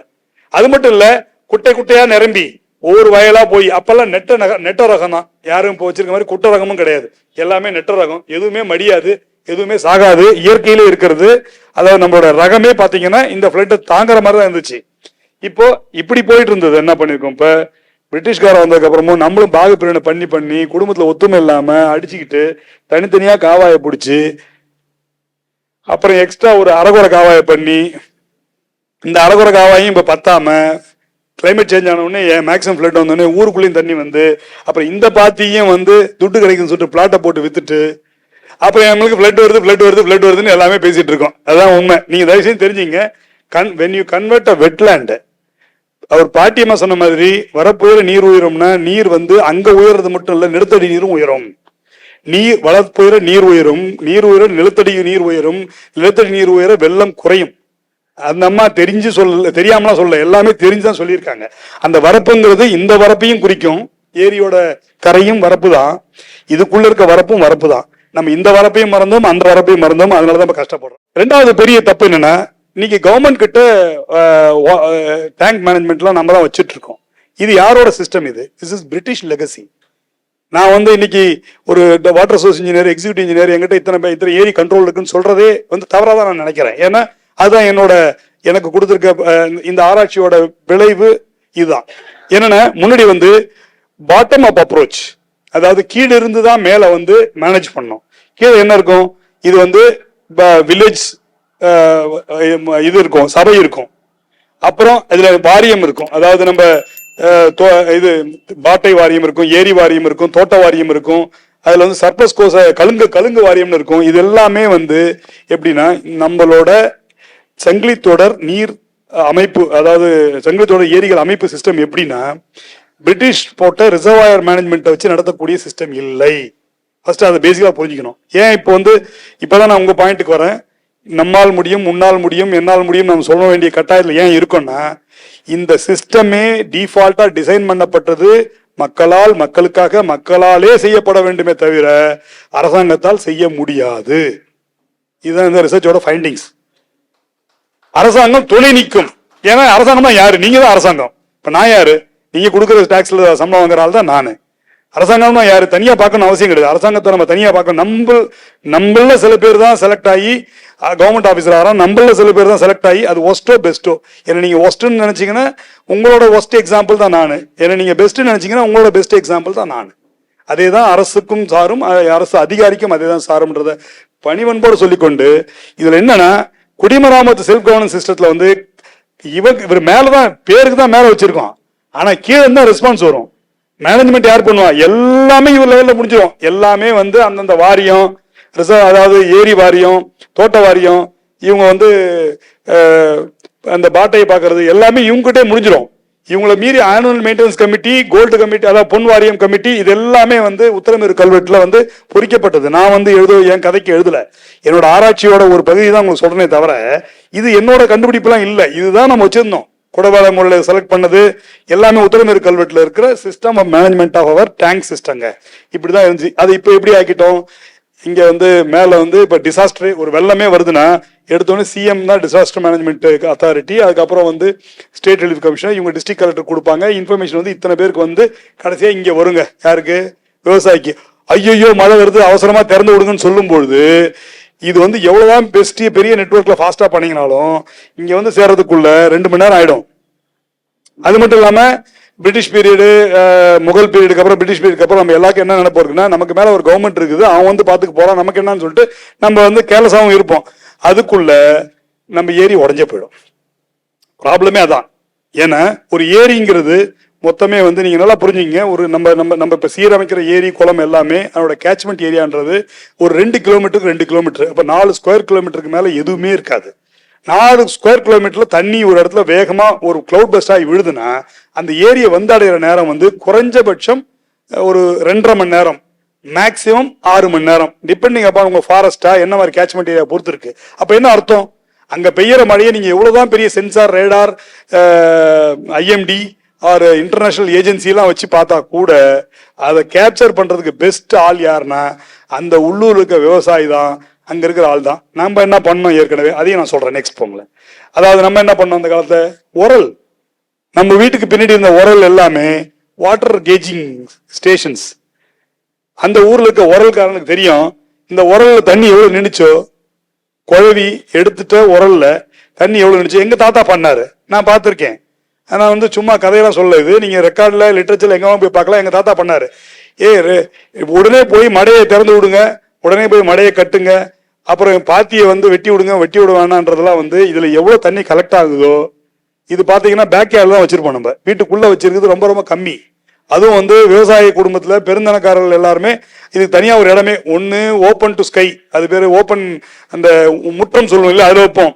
இல்ல எங்க வீட்டுல வந்து பின்னாடி இருக்கும். இதுல நீங்க எவ்வளவு வருதோ, இது வந்து சின்னது, இதோட பெருசா உரல் இருக்கும், நம்ம குத்துறது நெல்லு குத்துற உரல், அதுல எவ்வளவு வருதோ அதை வச்சு அப்படியே கால்குலேட் பண்ணுவாங்க. ஏற்கனவே 10 அடி இருந்தது, இன்னைக்கு 2 அங்குலம் பெஞ்சிருக்கு, இந்த 2 அங்குலம் பெஞ்சா அந்த 10 அடி வந்து 14 அடி ஆயிருக்கும், போய் கட்டுறா மடையன்னு சொல்லுவாங்க. அதை நம்ம தொலைச்சோம். பஞ்சாங்கம் எவ்வளவு பியூட்டிஃபுல், யோசிச்சு பாருங்க. பஞ்சாங்கம், பழைய பஞ்சாங்கம்னு இப்ப நம்ம நக்கல் பண்றோம். எப்படிங்க ஃபர்ஸ்ட் நாசா இல்ல, டெலஸ்கோப் இல்ல, ஒரு கண்ட்ராவியும் கிடையாது, ரிமோட் சென்சிங் கிடையாது, நமக்கு எலான் மாஸ்க் கிடையாது. அமாவாசை பௌர்ணமி எப்படி கண்டுபிடிச்சான் அம்பாலு? சாதாரண விஷயம் அது. ஒரு டைம் இன்னைக்கு வரைக்கும் துல்லியம் மாறாது நம்மளால கணிக்க முடிஞ்சது. பஞ்சாங்கமும் அதில் நிறைய ரகசியங்களும் நிறைய உண்மைகளும் அடங்கியிருக்கு. அது ஒரு பெரிய விஷயம். பயோட்டிக் இண்டிகேட்டர், எங்க தாத்தா வந்து, நான் விளையாட்டு சொல்ற திருப்பி தாத்தா சொல்லல, ஒரு கோவிந்தராஜுன்னு ஒரு பேரு, அவர் வந்து கரெக்டா சொல்லுவாரு, டேய் இந்த மாடு போற சைஸை பார்த்தா கண்டிப்பா மழை வந்துருண்டா அப்படிம்பாரு. நீங்க ஒண்ணும் இல்ல, உங்க வீட்டுல வெள்ளம் இருந்தா பாருங்க, மழைக்கு முன்னாடி வெள்ளத்தை பாருங்க, அது ஒரிஜினல் வெள்ளம் சொல்றேன், இப்ப இருக்க பியூரிஃபைடு வெள்ளம் இல்ல. அது நீர் கட்டுச்சுன்னா அதோட கிளைமேட் ஹியூமிடிட்டி வேற, அடுத்து மழை வருதுன்னு வேற. கருவாடு, உப்பு, இதெல்லாம் வந்து நான் பயோட்டிக் இண்டிகேட்டர்ஸ். பயோட்டிக் இண்டிகேட்டர்ஸ், தும்பி, தட்டாம் பறக்கிறது, பறவை பறக்கிறது, இது எல்லாமே இண்டிகேஷன். நம்ம வந்து அதெல்லாமே வந்து அன்பார்ச்சுனேட்லி மறந்துட்டோம். இப்ப என்ன சார், நீங்க வந்து திருப்பி வந்து அந்த இடத்துக்கு போக சொல்றீங்களா? இல்ல, நம்ம மாடர்ன் ஃபோர்காஸ்டிங் இருந்தா கூட உலகத்திலே இதுவரை கண்டுபிடித்ததிலே பெஸ்ட் சென்சார்ஸ் யார்கிட்ட இருக்குன்னு சொல்றீங்க? Who is the best sensor இந்த வேர்ல்டுங்க? மனுஷன் தான். மனுஷனோட உணர்வு, நம்ம திசை மாறிய பறவை மாதிரி நம்மளோட கான்சன்ட்ரேஷன் எல்லாம் எங்கெங்கயோ டிஸ்ட்ராக்ட் ஆகி டைவர்ட் ஆகி போயிட்டோம். நம்மளை விட ஒரு சிறந்த சென்சிங் மிஷின் கிடையவே கிடையாது. அந்த சென்ஸ் ஆஃப் அண்டர்ஸ்டாண்டிங் இருந்தாதான் ஈவன் ஏதாவது ஃபோர்காஸ்டிங்ல சொன்னா கூட அந்த உணர்வு உங்களுக்கு வரும். இல்லைன்னா வரவே வராது. அது என்ன, அதுக்குன்னு ஒருத்தன் வருவான், ஒரு இன்ஜினியர் இருப்பான், பேர் ராதாகிருஷ்ணன் பேர் வச்சிருப்பான், அவனே வந்து எல்லாத்தையும் திறந்து விட்டுருவான்னு நினைச்சீங்கன்னா அது அவ்வளவுதான், முடிஞ்சு போச்சு. இன்னொரு முக்கியமான விஷயம் பார்த்தீங்கன்னா பாருங்க, இது வந்து ஒரு எக்ஸலண்ட் ஐடியா. எங்கிட்ட அந்த போட்டோ எல்லாம் இருக்கு, ஐ டோன்ட் ஹேவ் டைம். உதாரணத்துக்கு நீங்க எந்த ஊருக்கு ஏரி குளத்துக்கு வேணா போங்க, இந்த மாடர்ன் இன்ஜினியர்ஸ் எல்லாம் வந்து ஸ்கேல் வச்சிருப்பாங்க. பார்த்துருக்கீங்களா ஸ்கேலு? ஒரு அதுல வந்து ஸ்கேல்ல வந்து எவ்வளவு ஃபிளட் போகுதுன்னு போட்டு MFL போட்டிருப்பாங்க, ரெட் போட்டிருப்பாங்க, கிரீன் போட்டிருப்பாங்க, ஏதாவது போட்டிருப்பாங்க. நான் உங்களை ஒரு கேள்வி கேட்கறேன், அதை பார்த்தா உங்களுக்கு என்ன புரியும்? ஏதாவது புரியுமா? புரியுதா? ஏரியோட டெப்த் தெரிஞ்சு என்ன பண்ண போறீங்க? ஒரு பிரயோஜனம் இல்லை சார். இப்ப நானே தான் இன்ஜினியர், ஏரி டெப்த் எழுதிட்டே இருக்கேன். அது போட்டு ஒரு மாடல்லையோ கால்குலேஷன்லயோ ஒரு ரொட்டீன்லயோ போடாத ஒழிய அந்த டேட்டாவது குப்பை. அதுக்கு பதிலாக நீங்க யோசனை பண்ணீங்க சார். இங்க கூட யாருக்கெல்லாம் டைம் இருக்கோ உத்தரமேரூர் போய் பாருங்க, தென்னேரி பாருங்க. அதை விட ஒவ்வொரு தமிழனும் பார்க்க வேண்டிய ஏரியில ஒரு முக்கியமான ஏரி தூசி மாமண்டூர் போய் பாருங்க. தூசி மாமண்டூர்ல ஒரு ஆஞ்சநேயர் நின்றுட்டு இருப்பார். அவரை பார்த்த உடனே நீங்க வந்து இது நான் ரிலீஜியஸ் பேசணும்னு நினைச்சுக்க வேண்டாம், ரிலீஜியஸ்லாம் கிடையாது, சரிங்களா? இது சிம்பிள். எல்லாரும் காலைல எழுந்த உடனே போய் பார்த்து அந்த விவசாயி வந்து அங்க போய் ஆஞ்சநேயர் வணக்கம் போடுவான். ஆஞ்சநேயர் கணுக்கால தண்ணி இருந்ததுன்னு என்ன அர்த்தம் தெரியுங்களா? ஒன்னும் தேராது, இந்த முறை பஞ்சம்னு அர்த்தம். முட்டி காண்டூர் எடுத்து பாத்தீங்கன்னு வச்சுக்கோங்க, முட்டி அளவு வந்ததுன்னா 1 போகம், இடுப்பளவு வந்தா 2 போகம், நெஞ்சளவு வந்தா 3 போகம், கழுத்துக்கு வந்தா அடே உனக்கு பிரச்சனை இருக்குது வெள்ளம் வரப்போகுதுன்னு அர்த்தம், மூக்கு வந்தா தலைக்கு மேல வெள்ளம் வரப்போகுதுன்னா ஓடி போகுதுன்னு அர்த்தம், உஷாராயிடுன்னு அர்த்தம், வெட்டு மடையை வெட்டி விடுன்னு அர்த்தம். தலைக்கு மேல வெள்ளம் போயிடுச்சுன்னா everybody has to take a serious புரோட்டோகால்னு அர்த்தங்க. இவ்வளவு எக்ஸலண்டான ஒரு மீனிங்ஃபுல்லான ஒரு வாழ்க்கை வாழ்ந்த ஒரு தமிழன் இன்னும் நம்ம தொலைத்துதான் நிற்கிறோம்னு நான் சொல்றேன். உண்மையிலே சொல்றேன். உங்களுக்கு எது பிடிக்குதோ ஒரு சின்னத்தை வச்சு பண்ணும்போது அந்த ஸ்கேலும் அந்த கான்டூரும் அந்த எக்ஸ்பிரஷனும் ஒன்னாகும் பொழுது உங்களுக்கு வந்து ஒரு உணர்வு பூர்வமான ஒரு பாண்டிங் வரும். அப்போ பண்ற மேனேஜ்மெண்ட் இருக்கு இல்லைங்களா, அதான் ரியல் மேனேஜ்மெண்ட். நம்ம சிஸ்டம், நம்ம ஏரிகள், அந்த ஏரியை பாதுகாப்புன்றது என்னன்னா மத்தவங்க மாதிரி ஒரு அசெட் கிரியேட் பண்ணி அதை வந்து வச்சு பணம் பண்றது கிடையாது நம்மளோடது. நம்ம என்ன இப்போ ஒரு ரிசர்வாயர் சிஸ்டம் வந்திருக்கு இல்லையா, நம்மளும் காப்பி அடிச்சிருக்கோம், அது நம்மளுக்கு ஹெல்ப் பண்ணிருக்கு. அது வெஸ்டர்னைஸ்டு ரிசர்வாயர் சிஸ்டம் என்னன்னா அதை ஒரு கமர்ஷியல் அசெட்டா வச்சு அதை வந்து தண்ணியை கொடுத்து அதுல இருந்து ரைத் வாரி கிட்ட இருந்து விவசாயிங்க கிட்ட இருந்து வந்து வசூல் பண்றதுக்கு தான் நம்ம பயன்படுத்த தவிர நம்மள மாதிரி ஒரு ரிலீஜியஸ் கனெக்ஷன், அதுல வந்து ஒரு நாலேஜ் டிரான்ஸ்மிஷன், ஒரு குரு சிஷ்யா பரம்பரை இருந்தது. அதுல ஒரு எக்கனாமிக், இங்க பாருங்க என்னென்னலாம் எப்படி ஒரு இப்ப இன்டர்நேஷனலா கட்டப்படுற எல்லா ரிசர்வாயிருக்கும் ஒரு வருடத்துக்கு 1% ஸ்டோரேஜ் லாஸ் ஆயிடுங்க. அப்ப என்ன அர்த்தம்? இப்ப ஸ்டான்லி ரிசர்வாயர்ல வந்து எல்லாம் நீங்க நினைக்கிற மாதிரி 97 TMC கிடையாது, 20 கழிச்சிங்க, 15 கழிச்சிங்க. அதுக்கு பேர் வந்து செடிமெண்டேஷன், தூந்துறது, தூர் வாரணும்னு சொல்றீங்கல்ல அது. அதாவது வருடத்திற்கு குறைஞ்சபட்சம் 0.5% இருந்து 1% வந்து துர்ந்து போயிடும். ஆனால் நம்ம ஏரிகள்லாம் எத்தனை வருஷம் ஆச்சு? யாராவது ரஃபா சொல்லுங்க. 2000 ஆண்டு ஆச்சு. 2000 × 1ன்னா அப்ப நம்ம ஏரியே இருந்துடக்கூடாது. எப்படி இருக்கு? நம்பர் 1, நான் முதல்ல சொன்னேன் இல்லைங்களா, ஏந்தல், தாங்கல், குட்டை, இது எல்லாம் ஒன்னு உங்களுக்கு ஸ்டோர் பண்ணி செடிமெண்ட்டை கடத்தாம சேஃப்கார்ட் பண்ணி எரோஷனே இல்லாம ப்ரிவென்ட் பண்ணி நம்ம வாழ்க்கை முறையில மேல இருக்கிறதுக்கு வந்து மேல இருக்கிறது என்ன பண்ணும் தெரியுங்களா? குலதெய்வம் கோயில் வச்சிருப்போம், அங்க போய் தினைக்கு சாமி கும்பிடுவோம், இல்ல வருஷத்துக்கு போய் அதை வெட்டி விடுவோம். அங்க வந்து சில ஆக்டிவிட்டிலாம் ப்ரிவென்டடு, சிலதான் செய்யக்கூடாது. அடுத்தது வந்து பாட்ரி, நம்ம எல்லா இதுக்கும் பாட்ரிக்கு வந்து அங்கதான் எடுப்போம். அதை நம்ம எல்லா ஏனங்கள் எல்லா பாத்திரங்களும் அதான் செஞ்சோம். சில இடத்துல வந்து மண் எடுத்து மண் செவர் வச்சோம், சில இடத்துல களிமண் எடுத்து அதை வச்சு விநாயகர் செஞ்சோம். நெக்ஸ்ட் விநாயகர் சிலை செஞ்சோம். இந்த விநாயகர் சிலை நம்ம நினைக்கிறோம் இப்ப பிளாஸ்டர் ஆஃப் பாரிஸ் செஞ்சுட்டு இருக்கோம். இதே பெரிய சயின்ஸ் தெரியுங்களா உங்களுக்கு? அதாவது விட்டுருங்க, நம்ம என்னைக்கு ஆரம்பிச்சோம், நம்மள்தா அவங்கள்தான் கிடையாது. என்னைக்கு ஆரம்பிச்சாலும் நம்ம ஆன்செஸ்டர்ஸ் வந்து நல்லா ஞாபகம் வச்சுங்க. நான் கிராமத்துல இருந்து வளர்ந்து அதான் சொல்றேன், ஓடுற தண்ணியில் தான் கலப்போம். இப்பதான் அடுத்து 2வது இடம் பர்மிட் தெரியுங்களா? ஓட்டையா இருக்க குளத்துல கரைக்கணும். எங்கெங்க கலைக்கணுங்க? ஓடுற தண்ணியில கலந்தீங்கன்னா நீங்க பாக்குற சி எரோஷன் வராது. எல்லாரும் போய் களிமண்ணும் மண்ணிலையும் செஞ்சு பிளாஸ்டர் ஆஃப் பாரிஸ் இல்லாம அதை கொண்டு போய் ஓடுற கங்கை, காவிரி இந்த மாதிரி ஆத்துல தரணும். என்ன அர்த்தம்னா டேம் கட்டி கட்டி கட்டி கட்டி river is hungry of sediment. அதாவதுங்க ஆற்றுக்கு பசி அதிகம். அதனாலதான் பாத்தீங்கன்னா அங்கங்க எரோட் ஆகி இருக்கிறத கரையை அரைச்சிட்டு போகுது. ஆற்றோட பசிக்கு தீனிக்கு நீங்க எப்படி கொடுக்கணும்னா வருஷத்துக்கு ஒரு முறை இந்த மாதிரி கொண்டு போய் கரைக்கலாம். கரைச்சிங்கன்னா இந்த செடிமெண்ட் வந்து will be fed, that will reduce not only morphological erosions of the river, it will also reduce the morphological erosions of the sea erosion குறைக்கும். இது வந்து அவ்வளவு பெரிய சயின்ஸ். சில இடத்துல பர்மிட்டட். எங்க பர்மிட்டட்னா ஏரி பொது குளத்துல பொது கிணத்துல வந்து பர்மிட் பண்ணுவாங்க. எங்க தெரியுமா பர்மிட் பண்ணுவாங்க? இப்ப நம்ம இது காரைக்குடி இருக்கு, காரைக்குடியில நீங்க போய் தேடி போக முடியாத தண்ணி அந்த இடத்துல வந்து கலைப்பாங்க. ஏன் கலைக்கிறாங்க? களிமண் எடுத்து போய் அந்த குளத்துல கரைச்சிங்கன்னா ஒரு பெட், இம்பர்வியஸ் பெட் கிரியேட் ஆயிடும். ராமநாதபுரத்துலையும் கரைப்பாங்க. ஏன்னா இம்பர்வியஸ் பெட் இருந்ததுன்னா உங்களுக்கு சீப்பேஜ் லாஸ் கம்மியா இருக்கும், உங்களோட ஸ்டோரேஜ் பெட்டரா இருக்கும். அந்த மாதிரி எல்லாத்துக்கு பின்னாடியும் சயின்ஸ் வச்சிருக்கும். நீங்க பாருங்க, ஆத்தங்கரையில சும்மா எல்லாம் கோவில் கட்டல. இப்ப நான் கூட எவிக்ஷனுக்கு சண்டைக்கு போயிருக்கேன், எவிக்ஷன் பண்ணிருக்கேன் வேற வழி இல்லாம. ஆனா ஏன்னா அங்கதான் இவனு கை வைக்க கூடாது. ஏன்னா ஏரி கரை என்பது வந்து அவ்வளவு புனிதமானது. அதனாலதான் அவன் வந்து கடவுளே அங்க வச்சான். இதுதாங்க அந்த பியூட்டிஃபுல் சிஸ்டம். இங்க இருக்கிறத எடுத்து கன்ஸ்ட்ரக்ஷன் சாண்டா யூஸ் பண்ணுவாங்க. அதாவது ஒரு பொசிஷன் மார்க் பண்ணி இருக்குது பாருங்க, கன்ஸ்ட்ரக்ஷன் சாண்ட். இதை எடுத்து வயலுக்கு வந்து செடிமெண்டா போடுவாங்க. அதை எடுத்து வந்து வரப்புக்கு ஸ்ட்ரென்தன் பண்றதுக்கு இங்க இருந்து எடுப்பாங்க. ஒவ்வொன்றும் பாத்தீங்கன்னா இங்க ரீட் பெட்ன்றது வெழல் சொல்லுவாங்களா, வெழல். இது வந்து போற இதை குறைக்கும். இது இந்த இடத்துல கிடைக்கிற செடிமெண்ட் வந்து பிரிக் செய்வாங்க.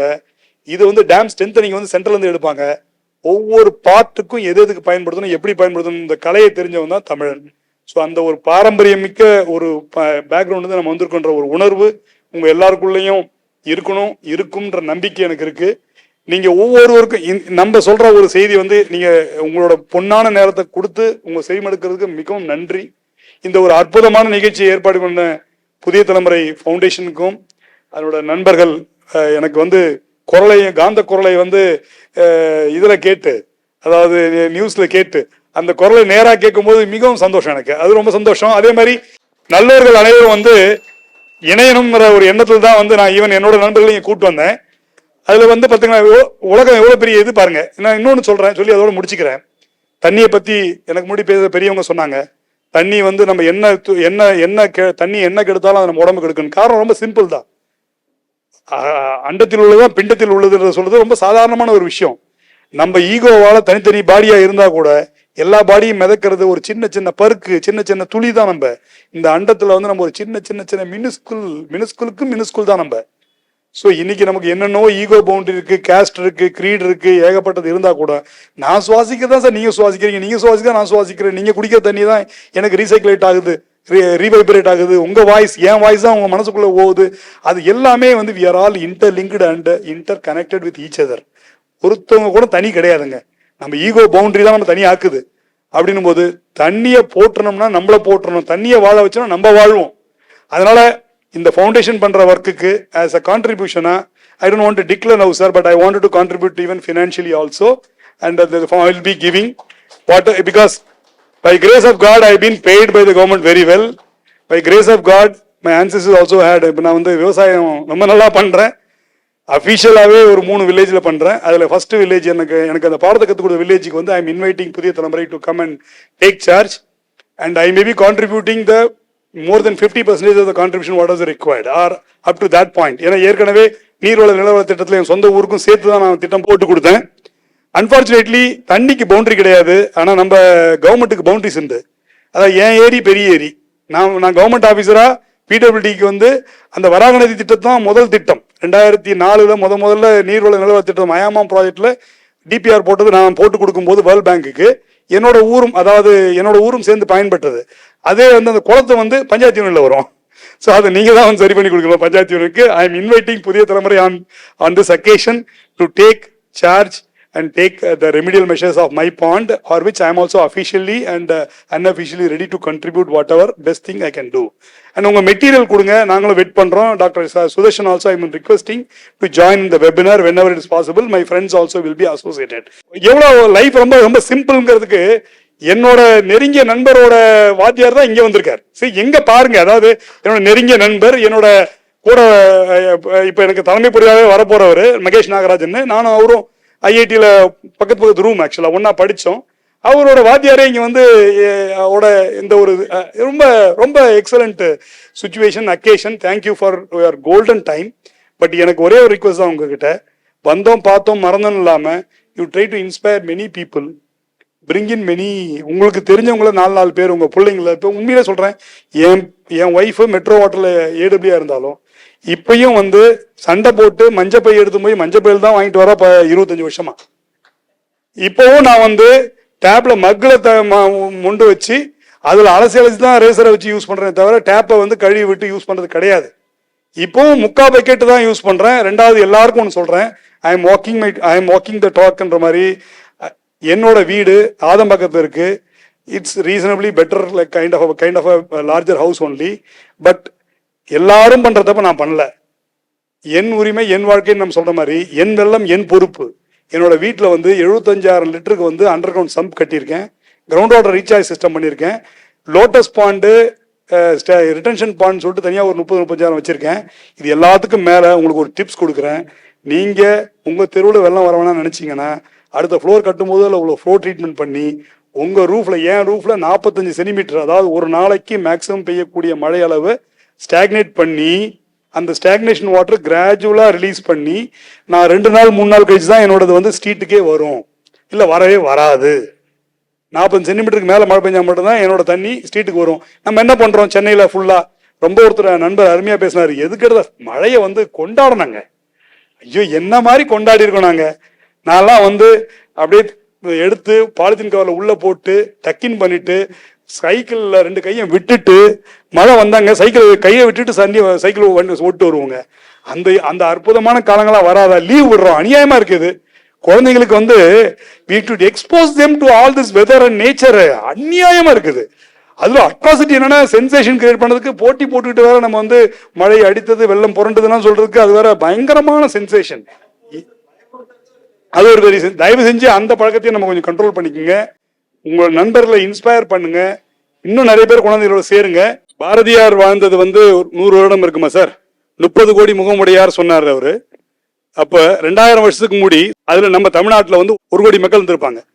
1 கோடி மக்களுக்கு நம்ம செஞ்சு கொடுத்துருக்க ஏரிகளும் குளங்களுமே இன்னைக்கு வரைக்குமே ஃபில்ஃபில்லா வச்சிருக்கிறது வந்து நம்மளோட மூதாதையர்களோட கிஃப்ட். நீங்க என்னைக்குமே எப்படிங்க பாத்தீங்கன்னா when you are already well settled family அதிகம் வச்சுங்களேன் கொஞ்சம் கேர்லெஸ்ஸாக தான் இருப்பாங்க.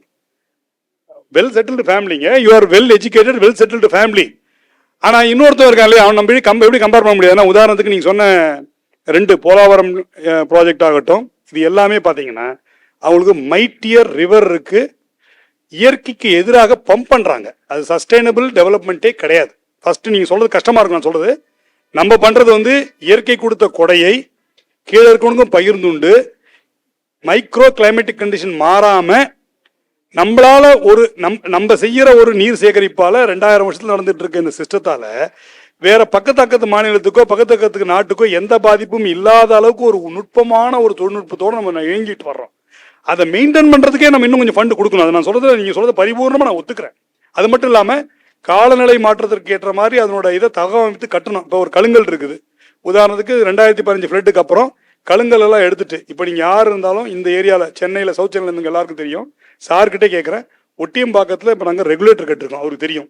பெரும்பாக்கத்தை தாண்டின உடனே வெள்ளக்காடு டிஎல்எஃப், இது என்னோட பிரெயின் சைல்டு சார். அங்கே எல்லாம் அண்டர் கிரவுண்ட்லேயே நெட்ஒர்க் ஆஃப் ட்ரெயின் போட்டு இப்போ வெள்ளமே இல்லாமல் இருக்கு இல்லைங்களா, அது பண்ணது என்னோட பங்களிப்பு. 27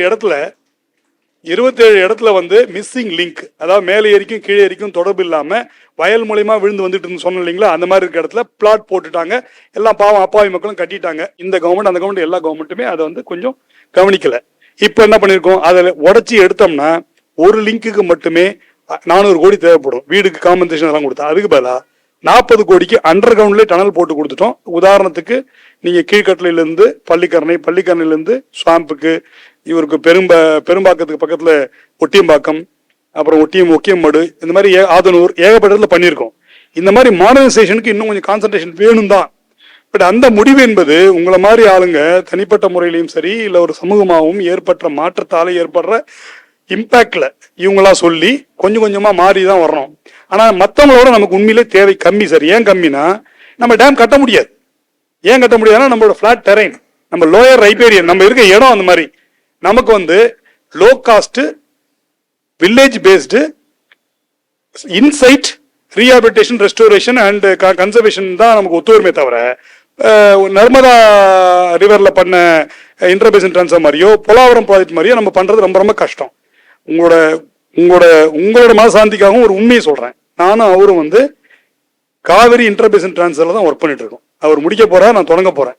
இங்கிருந்து அவனை எதிர்பார்க்காம, அதாவது பிரம்மபுத்திரால இருந்து அங்க வந்து கோதாவரி கிருஷ்ணா வந்து இங்க வர்றதெல்லாம் ரொம்ப டைம் ஆகும், பாலிசி டெசிஷன் ஒத்துக்கவே மாட்டாங்க, இவ்வளவு எக்ஸஸ் இருக்கு, அந்த தெலுங்கானா ஒத்துக்கிறதே இல்லை, இன்னைக்கு நாங்க நெகோசியேஷன் போயிட்டு இருக்கோம், ஒத்துக்க மாட்டாங்க. அதனால நாங்க என்ன பண்ண போறோம், இப்போ இங்கேயே நமக்குள்ள ஏரியிலேயே இதுலயே ஃபிளட் வந்து சில பேசின்ல வருது, சில நேரத்தில் அதே ஃபிளட் வரும்போது பக்கத்துல 2 பேசின் தள்ளி வந்து ட்ரவுட் இருக்கு, அதாவது பஞ்சம் இருக்கு. அப்ப இங்கேயே ஒரு கிரிட் மாதிரி பண்ணிட்டா இங்க இருக்க தண்ணி எக்ஸஸ் இருக்குமா அங்க தள்ளிடலாம், அங்க இருக்குமா இங்க தள்ளிடலான்றது பண்றோம். உங்களுக்கு கடைசியா ஒன்று சொல்லி முடிக்கிறேன் சார். ஏகப்பட்ட விஷயங்கள் நம்ம வந்து இந்த கவர்மெண்ட் அந்த கவர்மெண்ட் யார் இருந்தாலும் பண்றோம். உதாரணத்துக்கு ஒரே ஒன்று மட்டும் சொல்லி முடிச்சிடறேன் சார். எத்தனை பேர் வந்து பாலாறு தாண்டி இருப்பீங்க? பாலாரோட ஈசிஆர் ரோட்ல போனீங்கன்னா 10 வருஷத்துக்கு முன்னாடி போயிருந்தீங்கன்னா வெறும் மணல் காடு சுடுகாடு தான் பார்த்துருப்பீங்க. 2018க்கு அப்புறம் போனீங்கன்னா எப்பயுமே வருடம் முழுதா தண்ணி நின்றுட்டு இருக்கு அங்க. அது ஏன்னு எத்தனை பேர் கவனிச்சிங்கன்னு தெரியல. வாயலூர் அப்படின்ற இடத்துல செக் டேம் கட்டிருக்கோம். அந்த செக் டேம் வந்து 2004 கட்டும்பொழுது 122 கோடி எஸ்டிமேட் டெண்டர் வச்சு கேன்சல் ஆயிடுச்சு. ஒரு கவர்மெண்ட் இருந்து அடுத்த கவர்மெண்ட் மாதிரி 2004-05 கேன்சல் பண்றோம். நான் 2016 AW CSR social corporate social responsibility fund from IGCAR Indira Gandhi atomic power ஸ்டேஷன்ல இருந்து வாங்கி 32.5 கோடிக்கு ஒரு இன்னோவேட்டிவ் டிசைன். அதே டிசைன் இப்ப நம்ம வழக்கமான டிசைன் படி பண்ணா 210 கோடி தேவை. 210 கோடி வச்சு கட்ட வேண்டியதுக்கு 32.5 கோடி டொனேஷன் வாங்கி கட்டியிருக்கோம். வயலூர்ன்ற இடத்துல ஒரு செக் டேம் கட்டுறோம். இன்னைக்கு நீங்க போனீங்களாலும் அது மட்டும் இல்ல, அது என்னோட ப்ரொஃபஷனல் ரிஸ்க். நாளைக்கு நான் வந்து ப்ரொமோஷனே வராம போக வாய்ப்பு இருக்கு. எனக்கு எப்படி இருக்குன்னா 1,80,000 கனஅடி போக வேண்டிய தண்ணிய அது உடைந்தால் எந்த பிரச்சனையும் கிடையாது, 1,10,000 மணி போதும் நிக்கும்னு சொல்லி ரொம்ப சுருக்கமா சொல்லிடுறேன். தண்ணி வந்து ஒரு டேம்ல இருந்து ஜம்ப் ஆகி போனா தொட்டி கட்டணும். அது அந்த தொட்டி கட்டாம கடல் மாதா தன் மடி கொடுப்பாள் என்ற ஒரே ஒரு தமிழ் நம்பிக்கையில கடல் மாதா தன் மடி கொடுத்து காப்பாற்றுவான்னு சொல்லி கட்டிருக்கேன் சார். இடி அரேஞ்ச்மெண்ட் இல்லாம அது இன்னும் வந்து அதை விட அதிகமான டிசைன் டிஸ்சார்ஜ் 2022-23 நின்றுச்சு. இன்னமும் சர்வ் பண்ணிட்டு இருக்கு. இப்போ வந்து பாத்தீங்கன்னா 160 வருஷத்துக்கு அப்புறம் பாலாறுல வந்து 7 செக் டேம் சாங்ஷன் வாங்கி 5 முடிச்சிட்டோம். 5ல் 4 நானே எக்ஸிக்யூட் பண்ணியிருக்கேன். பழைய சிவரம், பாலூர் அண்ட் பாலாறு, ஈசூர் வள்ளிபுரம், இதனால நான் பண்ணது வெங்கஞ்சேரி. ஸோ பண்ணிட்டு தான் இருக்கோம். ஆனா நீங்க சொன்ன மாதிரி இன்னும் நமக்கு தேவை. அதுக்குதான் யாரோ ஒருத்தவங்க ஆரம்பிச்சும் போது சொல்லுவாங்க, நான் அடிக்கடி எல்லா மீட்டிங்லையும் நான் எங்களோட இன்டர்னல் மீட்டிங் சொல்றது, தாய் இடமிருந்து பால் கொடுக்க சொன்னா கூட சாப்பாடு போட்டு பால் கொடுக்க சொல்லுங்கப்பான்னு. நமக்கு வந்து தாய், அதான் ஆரம்பமே நீங்க சொன்னீங்க, நம்மளோட தாய். இன்னொரு பேச்சாளர் சொன்னாரு, நம்ம ஏரி, நம்ம குளங்கள், நம்மளோட தாய். நம்ம தாயை நம்ம வந்து வேலை வாங்குறமே தவிர அது நல்லா இருக்கான்னு ஒரு நாளும் கேட்டதே கிடையாது. அது கொடுத்துட்டு போகுதுன்றது ஒரு ஓவர் கான்பிடன்ட்ல நம்ம அதை எக்ஸ்ப்ளாய்ட் பண்றோம். அது நிச்சயமா நம்ம ஒரு நாள் கைவிட்டுடும். ஏன்னா நம்ம வேணுமே விடாது, அழிஞ்சிரும். அதுக்காக தான் இந்த மாதிரி சந்தர்ப்பங்கள்லாம் வந்து ஒரு அற்புதமான தருணங்கள். இந்த பொன்னான டைம் கொடுத்ததுக்கு ரொம்ப நன்றி. ஐ திங்க் நிறைய பேருக்கு நிறைய மனசுல நிறைய இருக்கும். You can reach out with my mail ID if you have anything else. Thank you very much. புதிய தலைமுறை அறக்கட்டளையின் இத்தகு சீரிய முயற்சிகளில் நீங்களும் இணைந்து கொள்ளலாம். வரும் தலைமுறையினருக்காக இளைய தலைமுறையினரோடு இணைந்து புதிய தலைமுறை ஆற்றும் இப்பணியில் கைகோத்து பயணிக்கலாம். அறம் வளர்க்கும் புரவலர்களை போற்றி புகழ மகிழ்வோடு காத்திருக்கிறது புதிய தலைமுறை அறக்கட்டளையின் வலைக்காட்சி. அன்பால் இணைவோம், அறம் வளர்ப்போம், அகிலம் காப்போம், நம்மால் முடியும். தொடர்புக்கு புதிய தலைமுறை அறக்கட்டளை, 24 GN செட்டி சாலை, தியாகராய நகர், சென்னை 6,17,000.